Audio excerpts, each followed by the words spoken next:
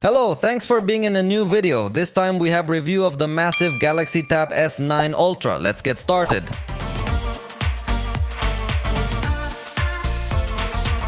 This is Samsung's high-end tablet, and in this case we will find three different configurations. The most basic one has 256GB of storage with 12GB of RAM at a price of 22,999 Mexican pesos. On screen you are seeing the reference price in other currencies because remember very well that the prices here are not the same as over there. There is another edition with 512GB of storage that goes up to 25,999 pesos. Again on the screen the reference price in dollars, just to give you an idea. And the highest edition has 16GB of RAM and 1TB of storage. It's priced at 28,999 pesos, and there you have the price in dollars. In this case, I will be testing the most basic edition. However, as I anticipated, we are talking about Samsung's premium tablet anyway, so let's get to know it point by point.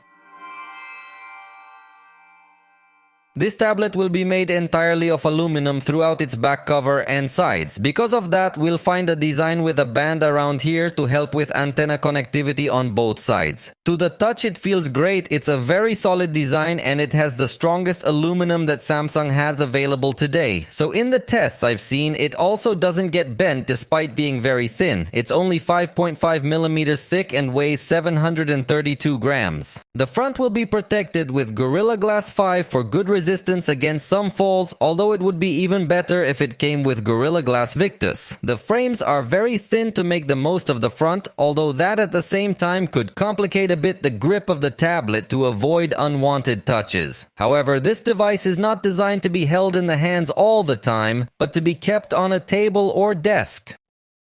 On the top we have volume buttons and also the power button, which can also be used to do other actions. We also have two microphones placed in the central part, and finally the tray where we can place a micro SD card, although there are also some regions where you can place a SIM card to have LTE connectivity. However, in Mexico that version is not available. At the bottom are available some pins so you can connect a keyboard. A keyboard with trackpad or without trackpad is available, but in this case it is not included in the box, so you have to buy it separately. What does come included in the box is the S Pen, which as you will notice comes with the ability to stick to the back, and in this generation has the novelty that it can be charged both ways. Remember, it's a Bluetooth S Pen, so you can put it on the back cover to put it to charge. It charges very fast, the battery lasts a long time, and as you'll notice, the magnetic absorption is very good, so you don't get to drop it. Also, if you buy its case, they usually come with a cover for the S Pen, which is also very convenient, but I insist that the case is sold separately. So it ends up being a pretty expensive tablet if you buy it with its keyboard and also with its case. On one side we have two speakers and also a microphone, while on the other side we have another two speakers and the USB-C port, which is USB 3.2 Gen 1, so it provides high transfer speed, and you can also connect an external display to it through this connector. In fact, it's curious because you can duplicate the screen or extend the monitor as if it were a computer if you're inside the DeX mode, which we'll talk about a little bit later. But one thing that Samsung has certainly surprised with is that this tablet is IP68 certified, including the S Pen. So you could even draw underwater, and that's something that no other manufacturer currently offers you in tablets of this slim form factor. And in addition to this graphite color, it's also available in beige, which would be more or less like this, although in this case it's the Galaxy Tab S9, which I'm also gonna give you a video review of. This is the size of the tablet compared to a letter-size sheet, so despite being a large tablet, it still has the necessary dimensions to fit in your backpack without any problem. The screen is also one of the most attractive points of this device because it is huge. We have 14.6 inches in its diagonal, and besides being a very large screen, it also offers us a supreme viewing experience not only from the front but also from some side. Although I must say that the screen can get a little reddish from some different angle, but the colors remain very vivid, just the white color is the one that can become a little more reddish.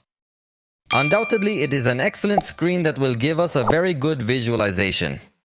The resolution is 2960 by 1848 pixels. Samsung calls this resolution WQXGA+. In addition, we are talking about the dynamic AMOLED 2X technology that Samsung uses only in its high-end devices, so it is definitely going to offer us quite saturated colors. Also very intense contrasts, very good brightness, and very good viewing angles. It is a spectacular screen wherever you look at it. Possibly the only thing that comes to annoy is the notch that has at the top to place their two front cameras. I honestly don't like the way it looks, but at least it's not in the way. Remember that the tablet comes with the dark mode available and also has a fluidity of 120 Hz, so you can notice all the animations as smoothly as you can. When moving around the system, you will feel a very pleasant response. When there is static content, the screen automatically adjusts to 60 Hz so it doesn't consume as much battery, but I wish it could go down to 1 Hz like what we see on advanced screens on high-end cell phones. And like several Samsung devices, it has an eye protection mode, which is a filter that you can adapt or adjust specifically to protect your eyes. Remember also that this device will have 2 color calibrations for you to choose the one you like best. So I insist that the screen is very good. The 4 AKG speakers that it incorporates are really spectacular. The sound they can emit is very strong, although I must say that they do not have very powerful bass due to how thin the tablet is. However, if they offer us a very immersive sound and with very good power. Let's listen to a small test, although remember that it is not the same as listening to it live.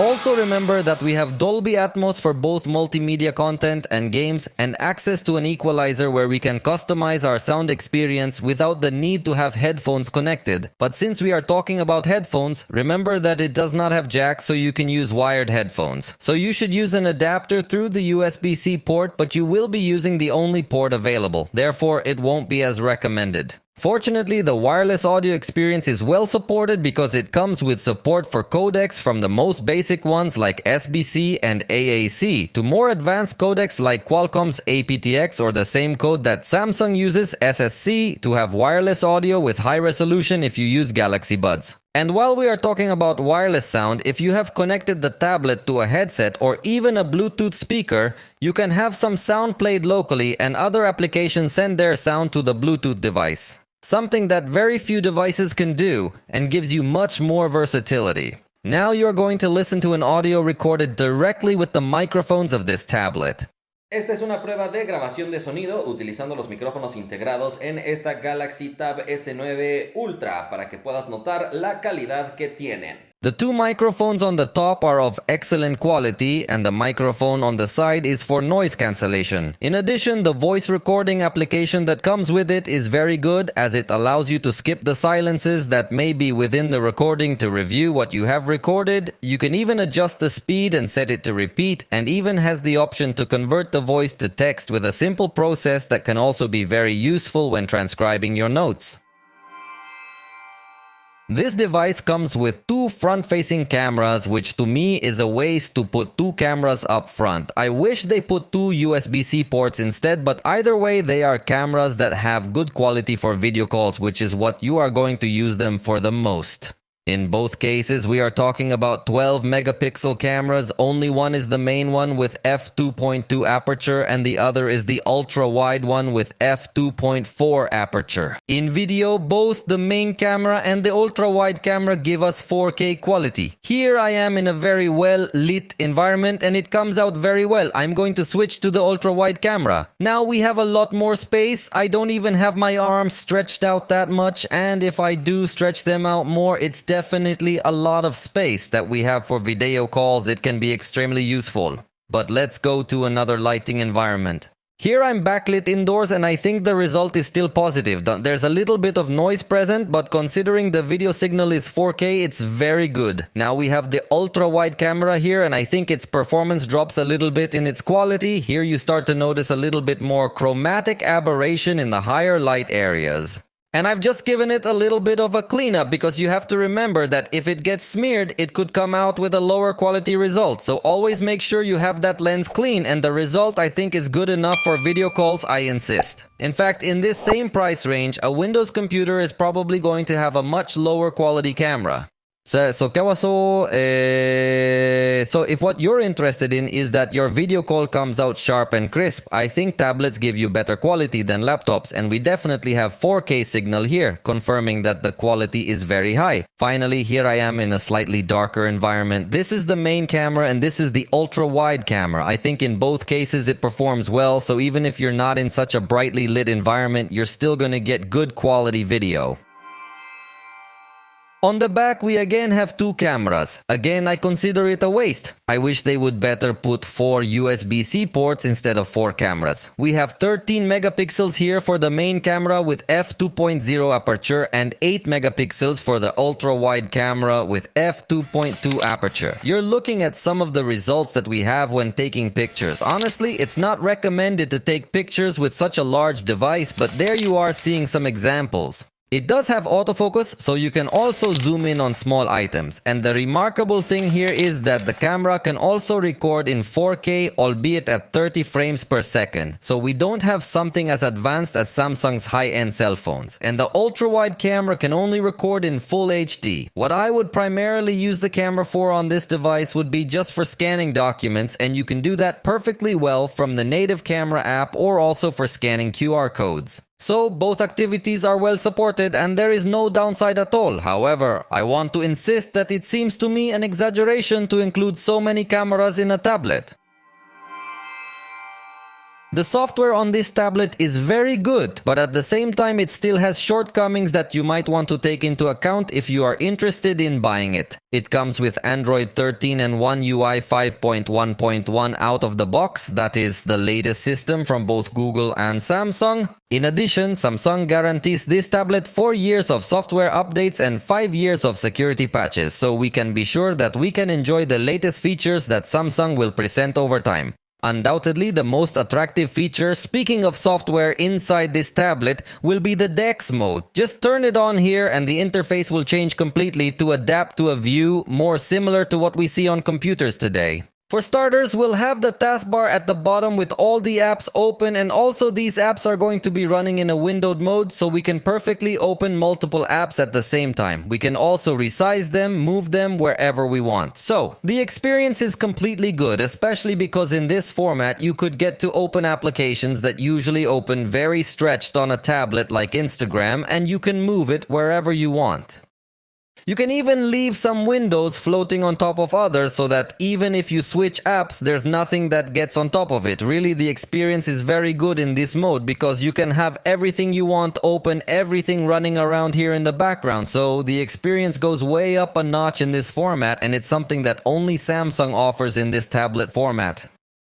Although I personally wish Samsung would put Windows on these tablets that are so big and with so much advanced hardware, because in applications is where it can fall very short compared to what you might find on Windows or even iPad. But we'll talk about that in a moment. For now, let me continue to show you how in this DeX mode we can minimize windows, even with the S Pen. Notice that it would act as if it were a cursor, and by simply bringing the S Pen close to these icons we could preview the application. Obviously we can also connect the keyboard and mouse wirelessly to complement the experience or use the case that is sold separately. Remember that we can connect to an external display both wired and wirelessly and extend the view. And if you're the adventurous type, you can enable various experimental features within this DeX mode. So really the experience is very good because it gives you the feeling of practically using a computer. Another highlight will be the Galaxy ecosystem, because this computer also comes very integrated with Samsung cell phones, your headphones, your watch. everything coexists perfectly well. Remember that we have QuickShare available for wireless file sharing, and QuickShare can also be installed on Windows computers from the Microsoft Store without any problems. There is also the multi-control option that will allow us to drag files from the tablet to the computer or from the tablet to the cell phone, and everything is interacting connected at the same time. Remember that you can also use this tablet as a second screen of your Windows computer wirelessly without any problem. You can even answer calls and messages from your cell phone directly from the tablet. And being out of DeX mode, we will also be able to open applications in a floating window mode thanks to this small sidebar. Just drag and drop. You can drag to the side to open in split screen, or you can also drag apps to the center to open in a floating window mode. The S Pen is also a tool that you can get a lot of use out of, especially since in this case it comes with Bluetooth. So to give you an example, being on the camera, you can press the button and make a gesture to be able to switch cameras. There I am on the front camera, and now I'm going to make the gesture to switch to the back camera. In fact, we could also switch to a wider camera and apply zoom by doing this kind of gesture just by pressing the button. And of course, we can shoot the picture. This button can also help you change your slide when you are projecting a presentation. Also in the text fields, remember that you can get to type. In this case, I'm going to type Samsung Notes just so you can see how easy it is. So you can open the applications. Samsung Notes seems to me to be the ideal application for you to take notes on this device. It comes with very good options and excellent variety of brushes. Obviously, it will also recognize the strokes if you keep the stylus around for a moment longer. The pencil remembers that it is sensitive to tilt and to the pressure you exert on it. You can import PDFs here as well, import images, voice recordings. You can also have specific text boxes in some area. Honestly, I find the application to be extremely comprehensive, so it's also very noteworthy when describing this tablet. Finally, we also have the daily panel, which is going to be useful for the screen to give you information while you are charging it. You can enable what kind of information you want to display and the style of the clock that will appear. In addition, you can select whether you want to manually open this panel or you want it to start automatically while charging, or set the dark mode as well. And that's pretty much how it would look like this, in order to give you more information while you're charging your tablet. Very similar to the feature that Apple recently introduced with its iPhone called Standby, but Samsung already had it for several generations. And while we're on the subject of Apple, let me mention a few features that Apple introduced that Samsung has also already incorporated. How to select text in images, simply by holding down, and that's it. You can also with your finger press and hold on a person and then switch apps to insert it directly there. These types of features really caught my attention when Apple introduced them, and so I'm highlighting them here as well, incorporated in Samsung. In Samsung's photo editor, we are also going to find interesting things. We have an object eraser where we can simply touch an object that we want to erase, and we can also touch to add new areas and simply put erase, and through artificial intelligence will do the magic with very positive results. Definitely that the software is too good, but as I said a moment ago, it seems to me that still the issue of applications makes that I cannot recommend 100% this tablet. For this price, you could buy a decent laptop and it will give you access to full Photoshop, full Illustrator, and many other more complex applications.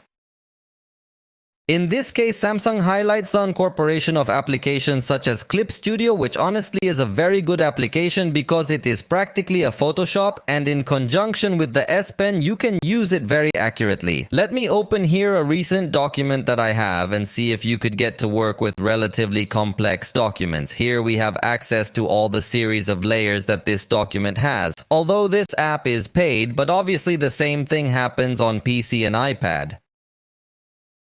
But the remarkable thing here is that you can edit Photoshop documents through Clip Studio. On iPad, on the other hand, we do have Photoshop officially, but here on Android, not yet.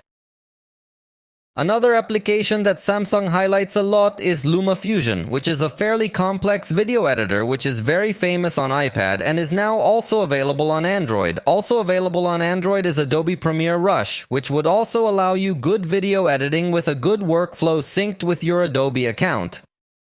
Speaking of Adobe, it also has Lightroom to edit your photos, and it does it with a good quality. Obviously, editing photos on such a large screen is a great thing, and the app comes well optimized to take advantage of all the space we have available around here. AutoCAD is also available if you have your subscription, and I insist that the large screen size really does allow you to enjoy all these files very well. And look how well it moves, so it doesn't have any kind of complexity here yet. You'll also find Sketchbook for advanced drawing, as it's fully compatible with the S Pen. Remember that if you turn the S Pen a little bit, it's going to change. If you press more on the S Pen, it's also going to change its stroke type. So for those who know how to draw, I think this is very useful. I don't know how to draw much, I just doodle. But a very strong point is managing documents, because for starters, Samsung's file manager is absolutely great. You have access to all folders. You can connect directly to cloud storage services such as OneDrive, Google Drive, or some other network. And in the case of Microsoft Documents, notice how easily we can open both Word, Excel, and PowerPoint in Windows, and that definitely gives you a good advantage. From here you can work without any problems, and what I like the most is that you could open 2 Word documents at the same time or several documents from the same application. So it gives you very good capabilities. Security is another important point. In this case, it allows us to register up to 3 fingerprints only with this reader that is integrated into the screen. The operation will be good, although it does not allow us to change the animation as some other manufacturers. We will also find facial recognition, but it is only in 2 dimensions. So despite having a notch here, the recognition is not really in 3D, so I do not recommend it much. Just use fingerprint unlock. One thing I like about this tablet is that on the lock screen you can switch users. So in the family you could have multiple profiles so that everyone has their own apps and they're not fighting. Everyone can also have their own method of unlocking. As you can see here, I accessed the guest profile and it does not have any applications. Samsung also offers the secure folder in which you will be able to keep several password protected applications. You can also add files to make everything private. The secure folder you can customize to change the icon or name, and before leaving always remember to lock it so that when trying to re-enter you have to verify by fingerprint that it is you. It also integrates Samsung Kids Mode, through which we have a completely safe interface for children. You authorize which applications will be available here, and the child will not be able to leave this environment, so it is completely protected. If the little one wants to leave, he/she will have to put your fingerprint first, just like to access the parental controls. Here you can set a target time on the screen so that the child has the time under control. You can also set a bedtime and assign contacts, applications, media files, and other things that the child can use. This way you can more safely lend the tablet to a little one, even though you always have to be on the lookout. In the Samsung keyboard, we also have direct access to Samsung Pass that with our fingerprint will allow us to have information of our passwords, users, cards, addresses, or even notes. So you can insert directly from this mode all these notes that you consider private to fill out forms quickly. If the tablet is lost, it also has the offline search. I recommend that you verify that the option is enabled so that with the Galaxy devices network you could find it, but it is very important that you enable these remote unlocking options so that you have everything available from the website. So Samsung offers a pretty robust ecosystem also focused on security. The battery of this device has a capacity of 11,200,000 amps. It is very large, but also the screen is very large, so the consumption, let's say it is equivalent. In my tests, remember that I have YouTube running in the foreground while in the background I am running a battery drainer. With this I managed to drain it 50% in 3 hours and 37 minutes, so it performs very well. And we also have the basic saving mode or the extreme saving mode that in some emergency could restrict practically everything and give you access to 5 applications that you consider essential. I think that in a tablet it is not so necessary, but it never hurts to have these power saving modes. The tablet supports charging up to 45 watts. Although being such a large battery, the charging is not really that fast. In 15 minutes, we recovered 12% of energy. In 30 minutes, 31% of energy, and the full charge finished in 1 hour and 51 minutes. I think that's one area where Samsung could still improve. If you need to have it plugged into power at all times, what you should do is enable battery protection so that the battery doesn't get damaged as quickly. Now for the performance test, we have several tabs open in the browser, so you can see how the performance is good in all of them. This device has the Snapdragon 8 Gen 2 Galaxy processor, so it's a very powerful and very good processor, and notice that the performance is very good here inside the browser. I use the browser because generally the apps are going to be a little bit stretched if we're out of DeX mode, so what I like best for me is to use the apps and services directly in the browser, so it's all better laid out just like you see on a computer. Having 12 gigabytes of RAM really makes the experience seem to be very good, opening several things. However, still the Android management is different from what we could find in Windows, so it is likely that if you open several apps or games and then go back to the browser, some tabs will restart or some apps will also restart. Unlike Windows, which being a completely different operating system, it allows you to go back to those apps, although it's likely to take a long time if you had already opened several apps, but they don't completely restart as they do on Android, so that might also be something to consider. If you are a user who really works with too many things open at the same time, I would recommend you to go for a Windows computer, but here I am opening several things at the same time so that you yourself can realize the behavior that you can have. Notice, I already have a lot of applications open and several of them are applications a little more complex than conventional. Let's go back to the browser just to do this test. And it seems that in this case, Samsung has behaved excellently. It's got a lot of RAM and it does seem to be using it well because I haven't seen any restarts. Let's go back to Lightroom, back to Clip Studio, and it's still running. LumaFusion is also running. Adobe Premiere Rush is also running. So we really do see a lot of good use of RAM, but there's still a chance that at some point some application will restart and you could lose your work. So just be cautious. If not, better run it in DX mode where it is even less likely that there will be any reboot. But honestly, it seems to work very well. I get the impression that it is perfectly well used, that RAM. In the storage, I was telling you that we have several versions. With the addition of 256 gigabytes, I still have enough free space and that I have several games installed. Then I think that for the vast majority of people, 256 gigabytes will be enough. But if you need more, there are alternatives. And also, from this option, you can put a micro SD up to a terabyte, and with this, expand the storage without having to necessarily buy the most expensive version. That is something that is appreciated that Samsung puts because, for example, the iPad does not have this feature to expand the storage so simple, but you need to buy the more expensive version necessarily.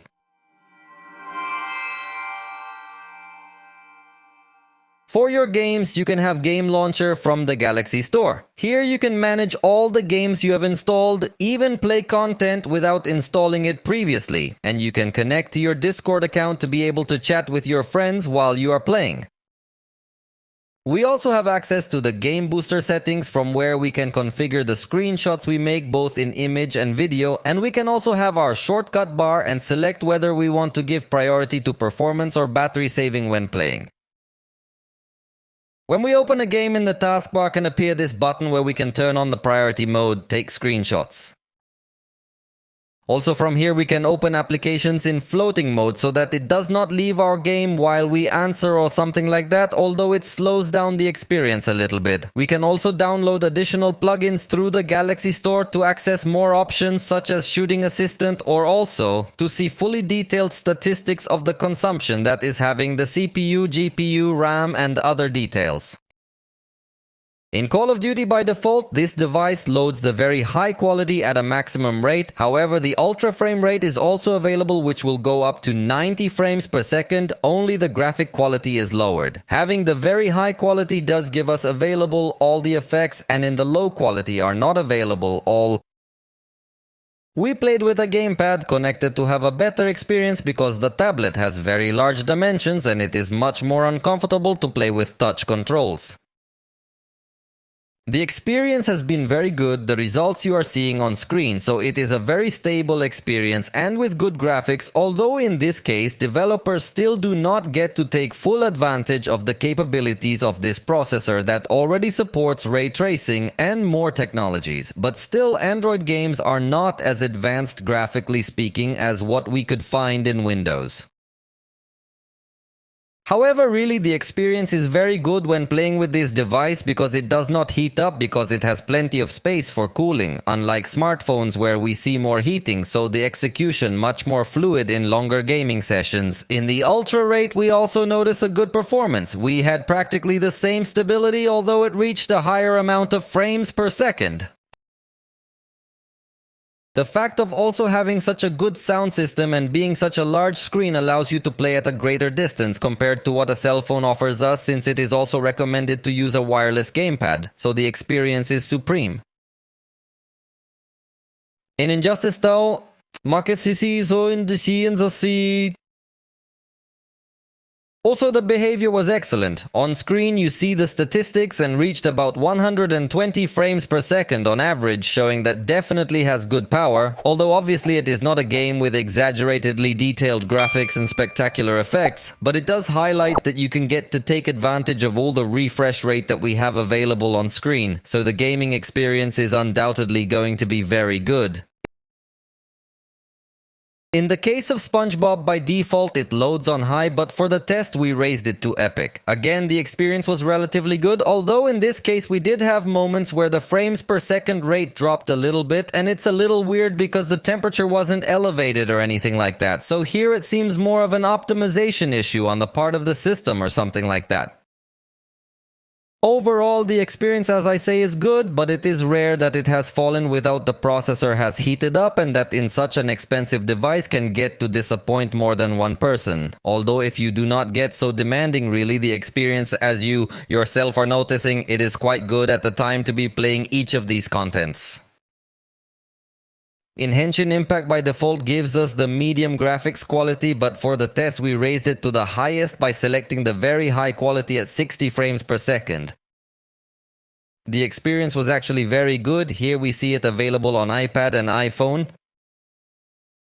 However, still the experience was good. We have detailed graphics, almost perfect stability. Just note that the moments where it came to lose some frames per second was at the beginning while loading some textures, but then remained a very good experience. So at the time of playing, we do have something positive in this equipment, although it is not 100% fluid, probably still by some optimization issues, but most games ran flawlessly without any problems or inconvenience.